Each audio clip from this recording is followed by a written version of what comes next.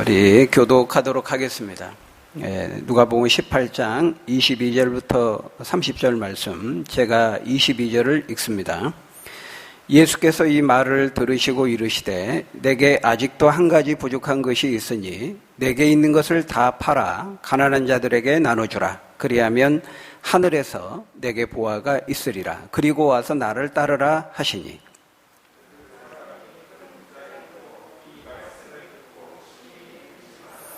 예수께서 그를 보시고 이르시되 재물이 있는 자는 하나님의 나라에 들어가기가 얼마나 어려운지,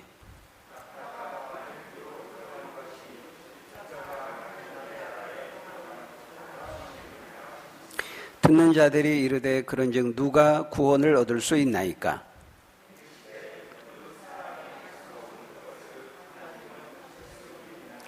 베드로가 여짜오되 보옵소서, 우리가 우리의 것을 다 버리고 주를 따랐나이다.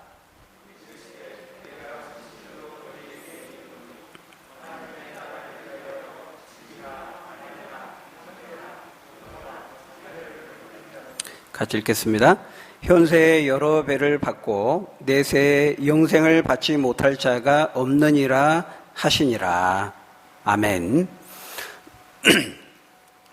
지난 시간에 이어서 오늘도 한 번 더 우리가 이 부자 청년 관리에 대한 이야기를 한 번 더 살펴보도록 하겠습니다.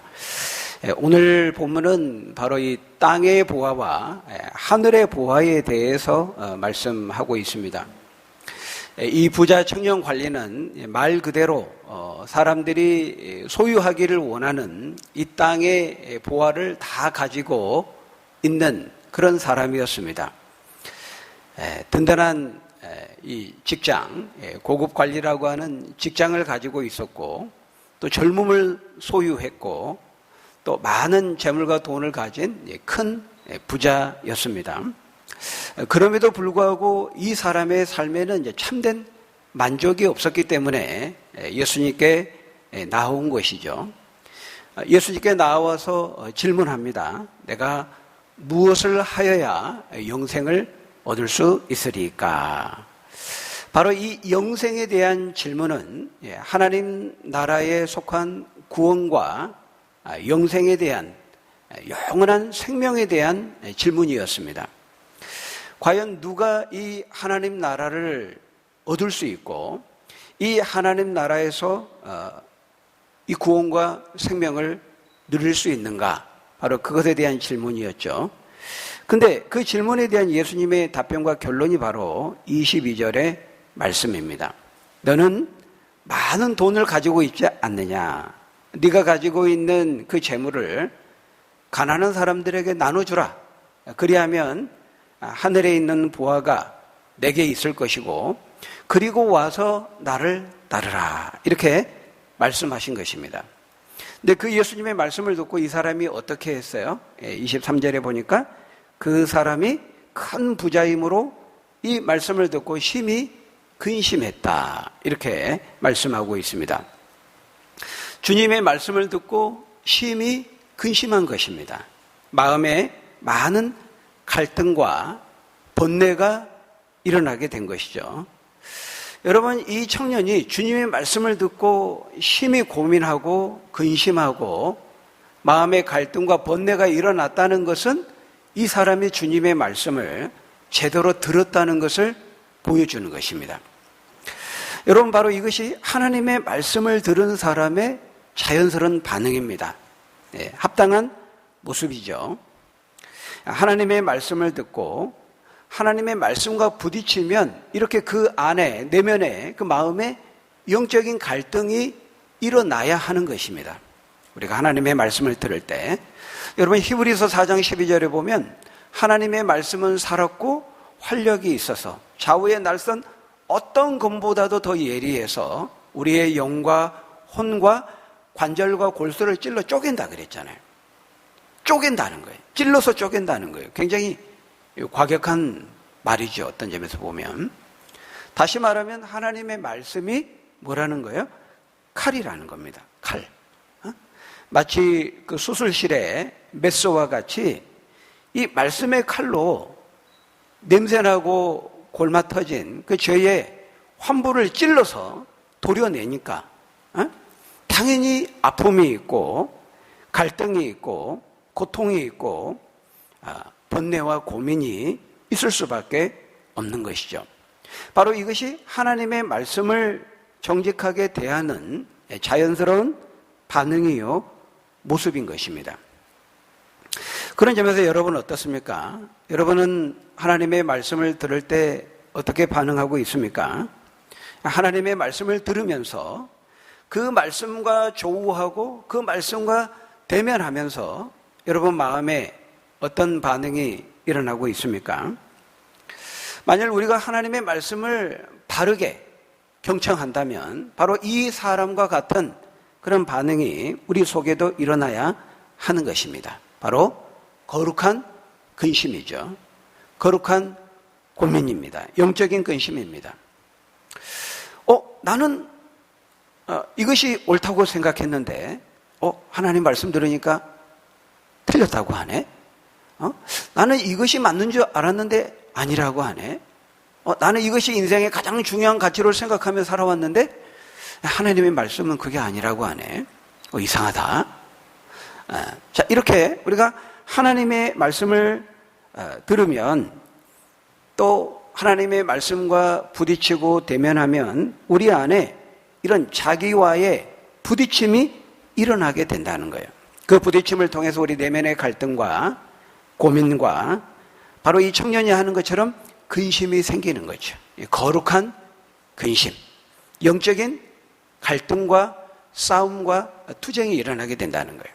갈라디아서 5장에 보면 그것을 성령의 소욕과 육신의 소욕과의 싸움, 투쟁, 다툼으로 말씀하고 있어요.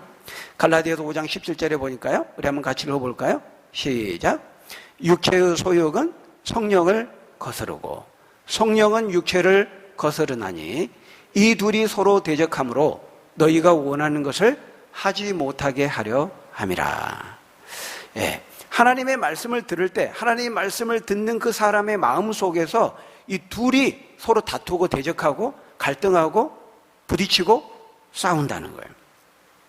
죄를 가지고 있는 자연인의 생각과 하나님의 말씀의 생각이 서로 부딪혀 싸우고 그 자연인이 가지고 있는 육체의 소욕과 성령의 소욕이 또 부딪혀서 갈등하고 싸운다. 이렇게 말하고 있습니다. 그러니까 하나님의 말씀을 대충 들으면 이런 반응이 나타나지 않겠죠. 그냥 한 귀로 듣고 한 귀로 흘리면은 이런 고민이나 아픔이나 갈등이나 번뇌를 할 필요가 없을 겁니다. 근데 이 청년은 하나님의 말씀을 아주 진지한 자세로 와서 질문했고 아주 심각하게 주의 말씀을 들은 것입니다. 근데 그 예수님이 뭐라고 말씀하셨어요? 네가 가지고 있는 것을 다 팔아서 가난한 자들에게 나눠줘라. 이렇게 말씀하신 거예요. 이 젊은이가 지금까지 인생을 살아오면서 가장 중요하게 생각했던 그 돈과 그 재물을 내려놓으라는 것입니다.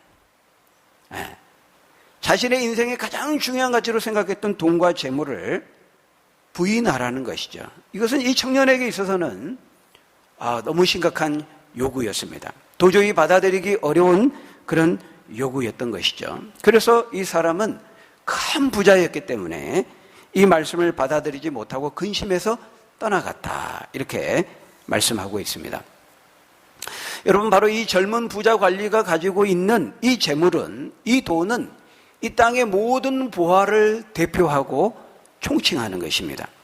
예수님은 지금 네가 가지고 있는 그 땅의 보화에 대한 집착하는 그 마음을 내려놓을 때 그때 비로소 네가 구원과 영생이라고 하는 하늘의 보화를 얻게 될 것이다. 이렇게 말씀하고 있는 것입니다. 다시 말하면 주님은 이 부자에게 지금 둘 중 하나를 택하라는 거예요.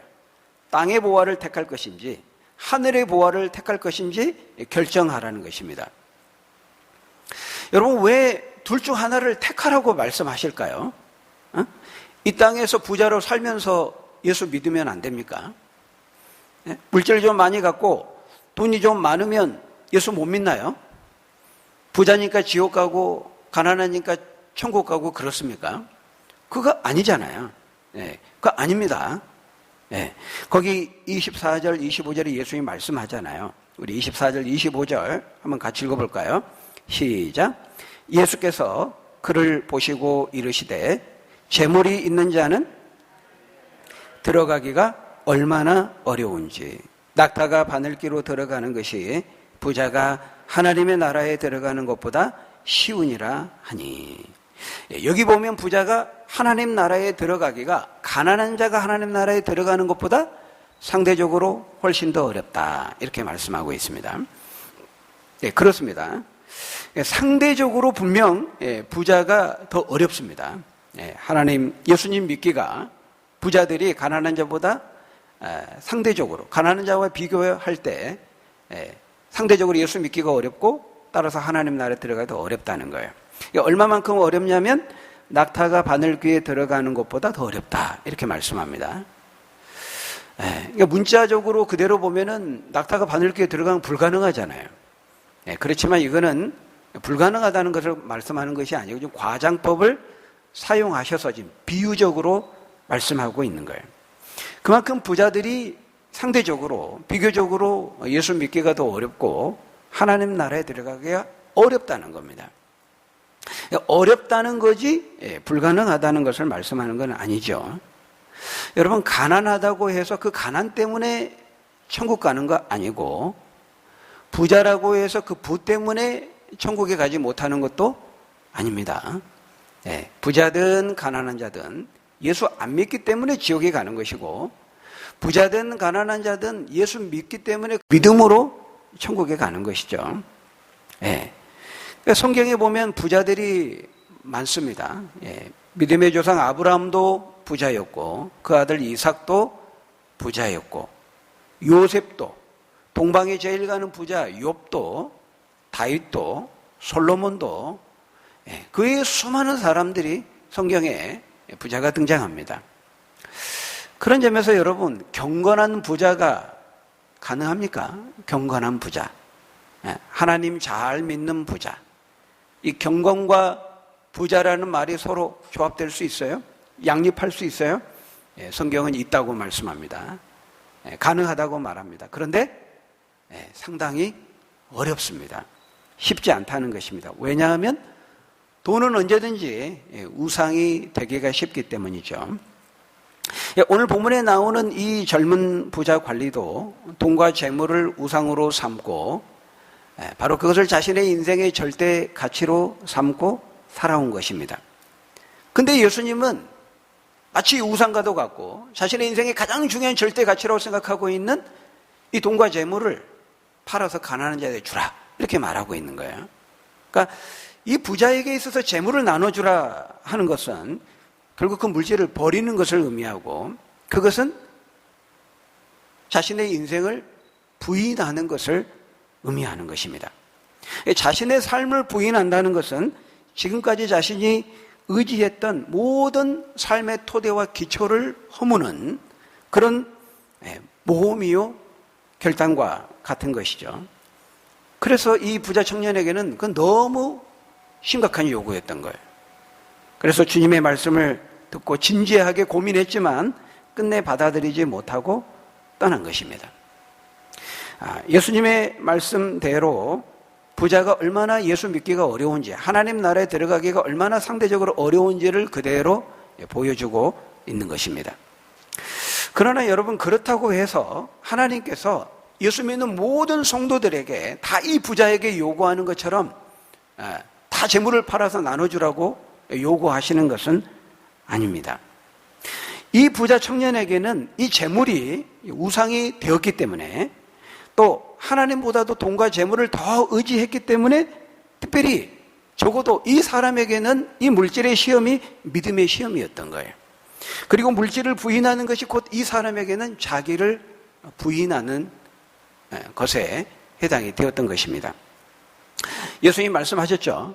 예수님을 믿고 따르고 제자가 되고 하나님 나라에 들어가 그 영생을 얻기 위해서는 누구든지 자기를 부인하고 자기 십자가를 지고 나를 따르지 않으면 내 제자가 되지 못하리라 그랬거든요.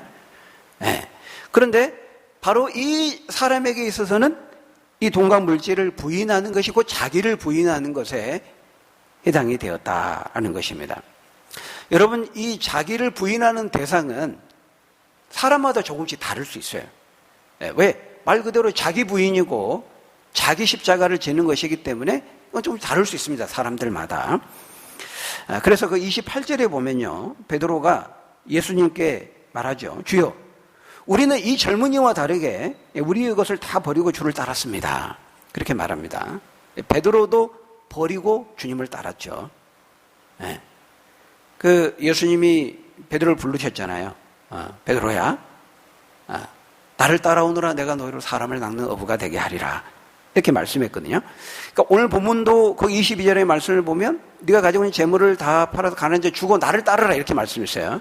베드로에게도 이 물고기 잡고 손질하고 있는 베드로에게 나를 따라오너라 이렇게 말씀했거든요. 그때 베드로가 어떻게 했습니까? 배와 그물을 버려두고 예수님을 따랐습니다. 베드로는 어부였죠. 어부에게 있어서 배와 그물은 자신의 전부입니다. 자신의 삶의 모든 것이고 토대고 생존수단이고 삶의 기초죠. 근데 예수님은 네가 지금까지는 고기를 잡는 어부였지만 이제는 사람을 낚는 어부가 되게 하리라. 나를 따르라. 이렇게 말씀하신 것이죠. 근데 베드로는 배와 그물을 버렸다는 거예요. 여러분, 그 베드로에게 있어서 배와 그물은 이 부자 청년 관리에게 있어서의 그 재물에 해당되는 겁니다. 다시 말하면 이 부자 청년이 가지고 있는 재물이라고 하는 것은 베드로에게 있어서는 배와 그물이었다는 것이죠. 여러분, 이렇게 예수님을 믿고 따르기 위해서는 누구든지 예외 없이 다 자기를 부인하고 자기 십자가를 져야만 합니다. 근데 이 청년에게는 바로 그것이 재물을 팔아서 가난한 자들에게 주는 것이었고 베드로에게는 배와 그물을 버리는 것이었다라는 것입니다. 이렇게 자기를 부인하는 대상은 사람마다 다 똑같지 않아요. 다를 수 있습니다. 거기 29절에도 예수님께서 말씀합니다. 예수님께서 이르시되 내가 진실로 너희에게 이르노니 하나님의 나라를 위하여 집이나 아내나 형제나 부모나 자녀를 버리는 자는 그랬죠. 여기 보면 하나님 나라를 위해서 어떤 사람은 집을 버리기도 하고 또 어떤 사람은 아내나 배우자나 형제나 부모나 자녀를 버려야 될 때도 있다. 이렇게 말씀합니다. 여러분, 여기 버려야 된다고 하니까 또 이 말씀을 우리가 오해하면 안 되죠. 뭐 예수 믿으면 집도 버리고 처자식도 버리고 부모도 버리고 다 가족은 내팽개치고 어떤 이단들처럼 말이죠. 부모도 가족도 몰라보고 오직 그냥 교회에서만 미쳐 살아야 된다. 그걸 말씀하는 거 당연히 아니죠. 그런 말씀일 리가 없습니다. 우리 성경만큼 우리 기독교만큼 가정적이고 자녀를 주의 말씀과 사랑으로 양육하고 가정을 세워야 될 거, 또 부모에게 효도해야 되는 거, 공경해야 되는 거, 이 성경만큼 기독교만큼 강조하는 게 없죠. 디모데전서 5장 8절에 보면 자기 친족 가족을 돌보지 않는 사람은 예수 믿지 않는 불신자보다 더 악한 자니라 이렇게 말씀하고 있잖아요. 10계명의 5계명 가운데 10계명 중 5계명은 내 부모를 공경하라 이렇게 말하고 있어요. 사람 사이에 지켜야 될 그 계명 중에 가장 첫 번째로 강조적으로 말씀하고 있습니다. 그렇기 때문에 여기서 하나님 나라를 위해서 집을 버리고 아내나 형제나 부모나 자녀를 버리라는 말은 하나님과 대비되는 그 우상의 지위로서 지금 말씀하고 있는 거예요. 그러니까 주님을 믿고 따르고 제자가 되고 천국 백성이 된다고 하는 것은 지금까지 자신이 생각하는 자신의 인생의 전부요 우상으로 여기며 살아왔던 이 땅의 보화를 버리고 하나님만을 나의 주님으로 섬기겠다는 것을 의미하는 거죠. 이 땅의 우상을 버리고 하나님만을 믿고 섬기겠다라고 하는 것입니다. 그것이 뭐냐면은 자기를 부인하는 겁니다. 그걸 다른 말로 하면 자기를 부인하는 것이죠. 그런데 이 사람마다 가장 중요하게 생각하는 그 땅의 보화 또는 그 사람이 우상으로 섬기며 살아온 그 대상이 저마다 조금씩 다를 수 있다는 거예요. 그것을 고린도후서 10장 4절에서는 견고한 진이라는 말로 표현하고 있어요. 고린도후서 10장 4절에 보니까 이렇게 말씀합니다. 우리의 싸우는 무기는 육신에 속한 것이 아니요 오직 어떤 견고한 진도 무너뜨리는 하나님의 능력이라. 어떤 견고한 진도 무너뜨리는 하나님의 능력이라. 하나님께서 우리가 영적인 이 전쟁과 싸움을 하는 그 전쟁터에서 하나님의 말씀이라고 하는 그 성령의 그 무기를 사용하셔서 사람들의 견고한 진을 깨뜨리는 그 능력이 하나님의 말씀에 있다는 것을 말씀하는 구절이죠. 근데 여기 보면 이 견고한 진이라고 하는 것은 견고한 진지라는 말입니다. 우리가 전투할 때요, 그 전투의, 그 전쟁의 승패를 좌우하는 사활이 걸린 가장 중요한 그 전투가 있어요. 그 진지, 고지. 저 고지를 싸워서 이제 점령을 하면 그 전투는 그 전쟁을 이기는 겁니다. 말 그대로 가장 중요한 진지죠. 견고한 진. 그러니까 다른 말로 하면 이제 정복하기가 쉽지 않은, 그러니까 견고한 진이죠. 그래서 이 견고한 진을 깨뜨려서 점령을 하면 이제 이기는 것이고, 그렇지 못하면 그 전투에서 이제 지는 거죠. 근데 사람마다 다 이 견고한 진이 있다는 거예요. 사람마다 가지고 있는 자신의 견고한 진이 있어요. 그리고 그 견고한 진은 다 다르다는 거죠.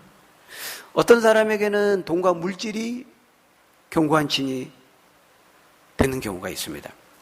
어떤 사람에게는 성적인 것이 이제 견고한 진일 때가 있어요. 어떤 사람에게는 도박이, 어떤 사람에게는 술이, 또 어떤 사람에게는 마약이, 심지어 어떤 사람에게는 자식이, 또 배우자가, 집이 또 부모가, 그걸 말씀하는 것이거든요. 그러니까 어떤 사람에게는 이 물질에 대한 유혹은 끄떡 없어요. 근데 이제 성적인 유혹에 굉장히 취약한 사람이 있습니다. 그 반대도 있겠죠. 또 어떤 사람은 술 문제만 나오면 한없이 작아져요. 이 사람은 상당히 의지가 강한 사람입니다. 근데 그 술 앞에만 서면 의지가 약해져요. 마치 이 아킬레스 건이라고 하죠. 그런 게 있을 수 있다는 거예요. 물론 모든 사람이 다 이런 것들에 대해서 유혹을 받고 미혹을 받습니다. 그럼에도 불구하고 어떤 부분은 어떤 사람에게는 더 특별히 취약하고 더 치명적인 그런 것들이 있을 수 있다는 거예요. 사단은 영리하기 때문에 맞춤식으로 유혹합니다. 그 사람이 가장 취약한 것을 간파해서 그것을 들이밀고 자신이 그 사람이 가지고 있는 견고한 진을 잘 파악해가지고 그것을 공략할 수 있는 최고의 그 유혹의 무기를 사용해서 그 사람을 유혹한다는 것이죠. 그래서 여러분, 하나님께서 죄인을 구원의 길로 돌이키실 때에도 마찬가지입니다. 하나님도 하나님의 말씀으로 그 사람이 가지고 있는 견고한 진을 공략합니다. 그러니까 사단도 그 견고한 진을 사수하기 위해서 유혹하고, 하나님도 말씀을 통해서 성령께서 그 사람을 회심시키기 위해서 그 견고한 진을 깨뜨리는 거예요. 이 싸움이 있는 거죠.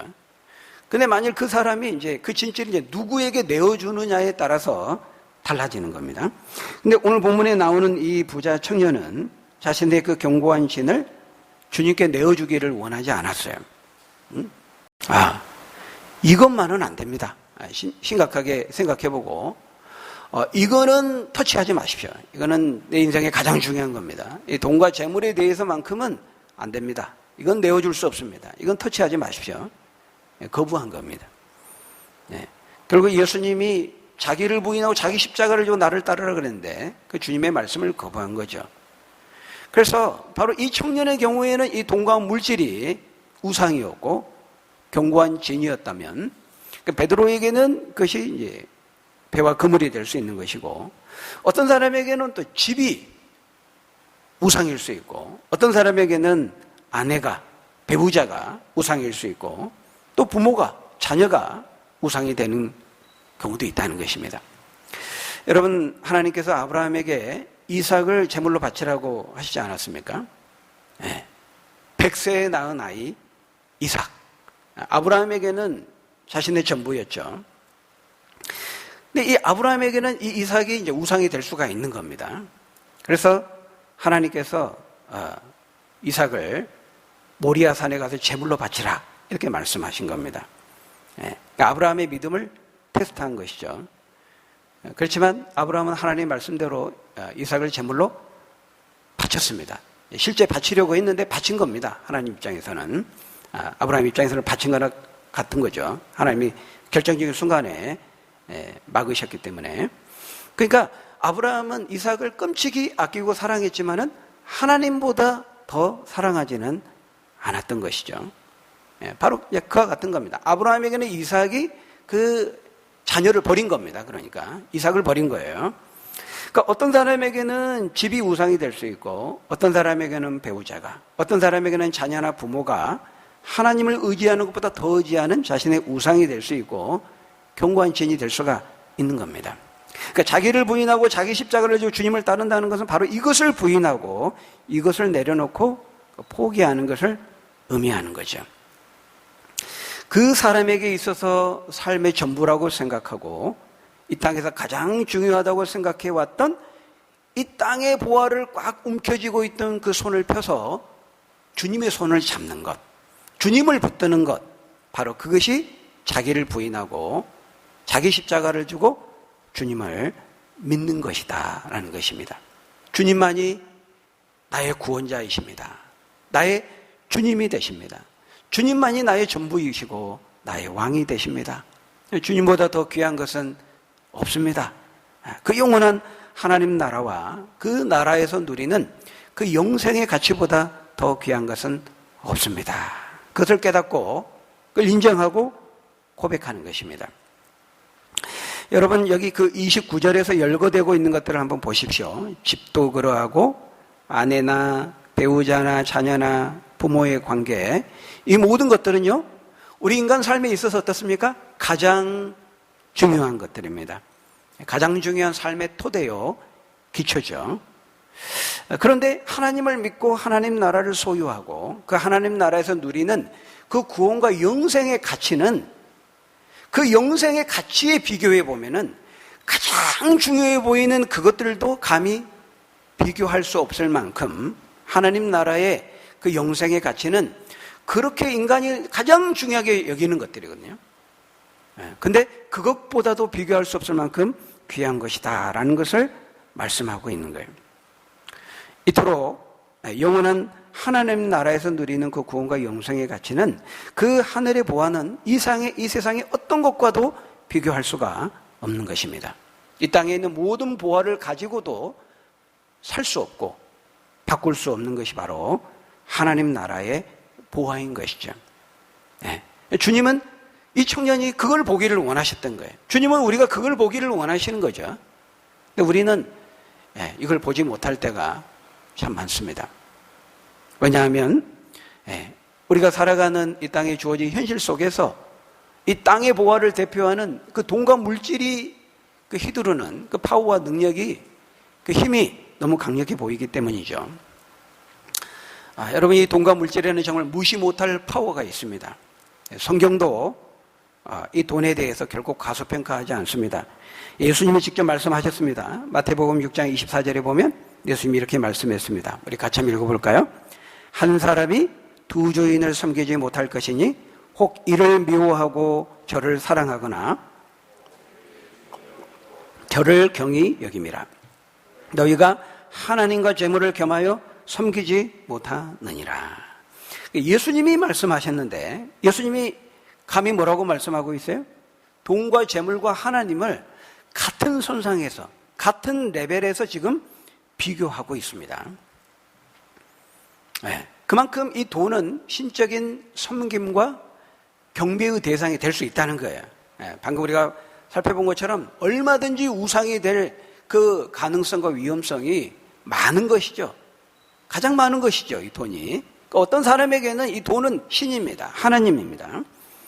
그렇지만 예수님은 지금 속아서는 안 된다. 그것에 현혹되지 마라, 이렇게 말씀하고 있습니다.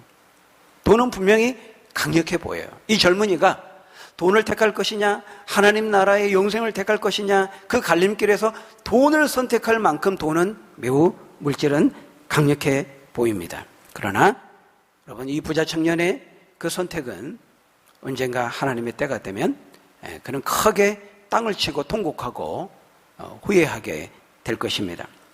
여러분, 돈과 재물이 아무리 무소불위의 힘을 발휘하는 그런 능력을 가지고 있고 강력해 보인다 할지라도 여러분, 돈은 우리에게 영생을 주지 못합니다. 우리를 구원에 이르게 하지 못해요. 하나님 나라를 살 수 없다는 것입니다. 여러분, 그 26절에서 이 자리에 있던 제자들과 많은 사람들이 의아해하면서 예수님과 그 부자의 대화를 듣고 있던 사람들이 질문하죠.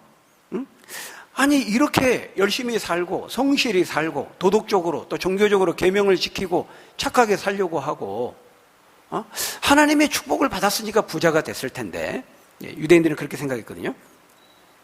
그 부라고 하는 것은 하나님의 축복으로 오는 거에 생각했어요. 오늘날도 그렇게 생각하는 사람들이 많이 있습니다만, 이런 축복을 받은 이 사람이 만일 이 사람도 구원을 못 얻는다면은 그럼 누가 구원을 얻을 수 있겠습니까? 구원 얻기가 너무 어렵겠네요. 구원 얻을 자 뭐 거의 없겠네요. 이렇게 이제 질문을 한 겁니다. 그때 예수님이 뭐라고 말씀합니까? 우리 27절 같이 읽겠습니다. 시작. 이르시되 무릇 사람이 할 수 없는 것을 하나님은 하실 수 있느니라. 사람은 할 수 없지만 하나님은 하실 수 있다는 거예요. 무슨 말입니까? 이 구원과 영생이라고 하는 것은 사람이 가지고 있는 능력과 조건으로 되는 것이 아니다라고 하는 것입니다. 구원은 하나님이 이루시는 것이고 하나님의 선물로 주시는 것입니다. 하나님이 주시는 은혜와 능력으로 된다는 거예요. 젊음과 든든한 직장과 큰 부와 재물이라고 하는 소위 이 땅에 속한 능력과 이 땅의 보화를 많이 가지고 있다고 한다 할지라도 그런 것으로 구원과 영생을 얻을 수 없다는 거예요. 하나님 나라에 들어가는 것이 아니라는 것입니다. 사람의 능력으로 할 수 없고 오직 하나님의 은혜와 능력으로 할 수 있느니라 말씀합니다. 여러분, 우리를 끝까지 하나님의 나라로 인도하시는 분은 하나님이십니다. 하나님의 은혜와 사랑과 능력과 인도하심이 없이는 아무도 구원에 이를 수 없습니다. 그렇기 때문에 우리가 구원을 얻는 것은 사람이 돈으로도 천국에 못 가요. 힘으로도 못 가요.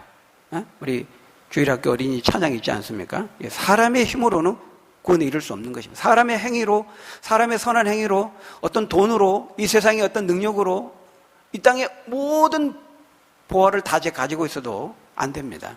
안 됩니다. 오직 하나님의 능력으로 되는 것입니다. 하나님의 은혜로 되는 것이죠.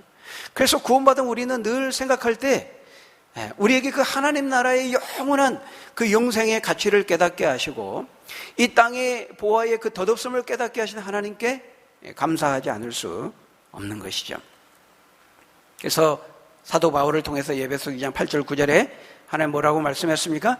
너희가 그 은혜를 인하여 믿음으로 말미암아 구원을 받았나니 이것이 너희에게서 난 것이 아니요 하나님의 선물이라. 행위에서 난 것이 아니니 하나님의 은총으로 은혜로 된 것이고 인간의 어떤 공로와 행위로 된 것이 아니니 이는 누구든지 자랑하지 못하게 하려 함이라 말씀하고 있습니다. 여러분, 이 영원한 하나님 나라를 내 인생으로, 내 인생의 소망으로 삼게 하신 하나님의 은혜에 감사하는 여러분 되시기를 바랍니다. 자기를 부인하고 바로 이 하나님 나라의 영생의 그 소중함을 알고 자기를 부인하고 이 땅의 것을 내려놓고 헌신한 사람에게 하나님은 무엇을 보상으로 주시겠다고 약속합니까? 그 28절에 보니까 베드로가 예수님께 묻습니다. 주님 보십시오. 우리는 이 젊은이와 다르게 우리의 것을 버리고 다 주를 따랐습니다. 그 말은 우리는 이렇게 다 버리고 떠났는데 그러면 그런지 우리가 무엇을 얻을 수 있습니까? 이렇게 질문한 거죠. 그때 예수님 뭐라고 말씀합니까? 우리 29절, 30절 우리 읽고 마치겠습니다. 같이 읽습니다. 시작. 이르시되 내가 진실로 너희에게 이르노니 하나님의 나라를 위하여 집이나 아내나 형제나 부모나 자녀를 버린 자는 현세의 여러 배를 받고 내세의 영생을 받지 못할 자가 없느니라. 여러분, 여기 보니까 우리가 죽은 다음에 내세에만 복을 주시겠다 그렇게 말씀하지 않죠. 죽은 다음에 천국에서만 영화를 누리고 이 땅에서는 헐벗고 거지같이 살고 그렇게 말씀하지 않습니다. 여기 보니까 현세에 이 땅에서 여러 배를 받고 그랬습니다. 그러니까 이 땅의 삶의 문제에 대해서도 하나님은 우리를 책임지시고 우리의 필요를 공급해 주시겠다 약속하고 있어요. 왜? 우리는 하나님의 자녀들이기 때문이죠. 육신의 부모도 자녀에게 좋은 것을 줄 줄 알거든 하물며 더 선하신 아버지께서 더 좋은 것을 주시지 않겠습니까? 다만 하나님은 오늘 우리에게 이 하나님 나라에 속한 그 영생의 가치를 우리가 깨달아 알기를 하나님은 원하시는 거예요. 하늘의 보화는 이 땅의 그 어떤 것으로도 어떤 것을 다 가지고 팔아도 살 수 없는 것이라, 가장 가치 있는 것이라는 것을 우리가 알기를 원하는 것이죠. 여러분, 나의 전 재산을 가지고 다 팔아서 이 영생을 살 수 있다면 우리는 기꺼이 팔아서 사야 된다는 거예요. 심지어 우리의 건강과 죽음을 그 대가로 지불한다 할지라도 우리는 결코 이것을 포기해서는 안 된다는 것입니다. 여러분, 지금 여러분이 처해 있는 어떤 삶의 상황이다 할지라도, 여러분의 삶의 고난과 정말 힘겨운 상황 가운데 있다 할지라도 우리는 이것을 봐야 돼요. 내가 예수님을 진정으로 믿는 그 믿음으로 이 하늘의 보화를 내가 가지고 있다면은 우리 인생에 가장 우선되고 가장 가치 있고 가장 값비싼 것을 우리는 소유하고 있는 겁니다. 그런 점에서 우리는 가장 큰 부자인 것이죠. 1만 캐럿이 넘는 100만 캐럿에 해당하는 그런 다이아몬드를 마치 소유하고 있는 것과 같아요. 지극히 작지만은, 작아 보이지만 가장 값비싼 것을 소유하고 있는 거예요. 그거 팔면 뭐 집도 여러 채 살 수 있는 거죠. 어떤 점에서 하나님 나라를 소유하고 하나님 나라의 영생을 가지고 있는 자는 가장 큰 부자인 것입니다. 그러니까 우리가 다른 거 좀 가지고 있지 못해도 괜찮습니다. 다른 거 좀 부족해도 괜찮아요. 공부 좀 못하고 물질적으로 좀 많이 가지고 있지 못해도 괜찮습니다. 우리가 남들보다 뒤처진 거 아닙니다. 낙오된 거 아닙니다. 우리가 언뜻 보면 그렇게 보이죠. 이 부자야말로, 이 젊은 청년이야말로 가장 인생을 성공적으로 사는 것 같고 가장 앞선 것 같고 가장 인생을 잘 사는 것처럼 보입니다. 근데 그렇지 않다고 말씀하고 있어요. 오늘 누가복음 본문에는 없지만 병행구인 마태복음 19장 30절에 보면요, 이 이야기를 다 마무리하면서 제일 마지막 절에 이 누가복음에는 없는 이 말씀이 덧붙여져 있어요. 예수님이 이렇게 말씀합니다. 우리 같이 한번 읽어볼까요? 그러나 먼저 된 자로서 나중되고 나중된 자로서 먼저 될 자가 많으니라. 얼핏 보면은 이 부자가 가장 앞선 것 같아요. 가장 먼저 된 자 같아요. 가장 성공한 것 같고, 근데 그렇지 않다는 것입니다. 왜? 하나님께서 뒤로 돌아 그럴 때가 있다는 거예요. 군대에서요 선착순합니다. 5명까지만 이제 얼차례 안 받는 거예요. 그러면 죽으라고 뜁니다. 막 뛰어왔어요. 근데 이 교관이 갑자기 1등, 2등, 3번, 4번, 4번 쭉 썼어요. 막 70명 썼어요. 근데 막 그러면 이제 이렇게 술래잡기 하는 것처럼 딱 뒤로 등 잡고 딱 쓰거든요. 근데 갑자기 1등 온 사람이 의기양양했는데 갑자기 교관이 그러는 겁니다. 뒤로 돌아! 그러는 겁니다. 꼴등이 1등이 돼버렸어요. 그래서 하는 얘기가, 야, 이 동기들이 동기애가 있어야지, 그렇게 다른 동기, 짓밟고 네가 1등이 되려고 그래? 갑자기 그러더라고요. 이래도 욕먹고 저래도 욕먹고. 근데 갑자기 뒤로 돌아가는 겁니다. 꼴등이 1등 돼버렸어요. 여러분, 이 땅에서 먼저 된 자가 천국에서는 꼴등이 될 확률이 매우 높다는 거예요. 여러분, 우리에게 베풀어 주신 그 은혜와 사랑 얼마나 귀한 것인지 모릅니다. 자격 없는 우리에게 베풀어 주신 그 은혜와 사랑으로 말미암아서 우리가 그 하나님 나라에 속한 영원한 그 영생의 가치를 보게 하시고 알게 하시니 얼마나 감사합니까? 우리가 이 하나님 나라를 보게 하시고 깨닫게 하시고 그것을 내 인생의 가장 중요한 가치로 소망으로 삼게 하신 하나님의 은혜에 여러분 꼭 감사하시고 믿음의 확신을 가지고 그것을 알지 못하는 사람들에게 전하며 증거하며 살아갈 수 있는 저희 여러분들이 다 되시기를 예수님의 이름으로 간절히 축원합니다. 우리 기도하겠습니다. 아버지 하나님, 자격 없는 우리들에게 하나님의 그 은혜와 사랑과 능력과 인도하심으로 우리를 믿게 하시고 하나님 나라의 그 영생의 가치를 깨닫게 하시고 그 하나님 나라를 우리 인생의 소망으로 삼고 살아갈 수 있는 은혜를 주시니 감사합니다.